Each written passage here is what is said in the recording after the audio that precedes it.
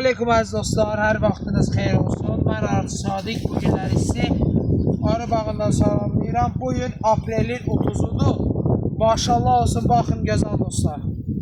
Arılarımız qalaq örüb, Allah bərəkət versin. Məhsullıq çox güclü olduğuna görə, baxın, hamısı bunu balla doldurub. Şükürlər olsun, min şükür olsun ki, bu illəri biz yüksək səviyyədə may balı gözlərik. Baxın əziz dostlar. Möhtəşəm bir şeydir. Ancaq bunun dadına baxanlar bunu bilər və göz haqqınızı halal edin. Üstü ver qardaşımız. Baxın, hal-hazırda bu arada 13 ramka var. Allah bərəkət versin. Çox güclü arı olduğuna görə yenə də ramka istəyir. Bura baxın əziz dostlar. Bu ilki may balıdır. Maşallah olsun. Baxın, arı hal-hazırda bunu hörür. Allah hər kəsin malına bərəkət versin. Bizimkilər də onların içində.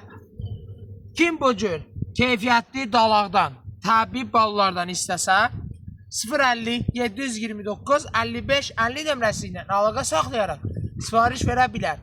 Və maksimum zəhmət olmasa videonu bəyənib yorum yazar. Diqqətinizə görə çox sağ olun.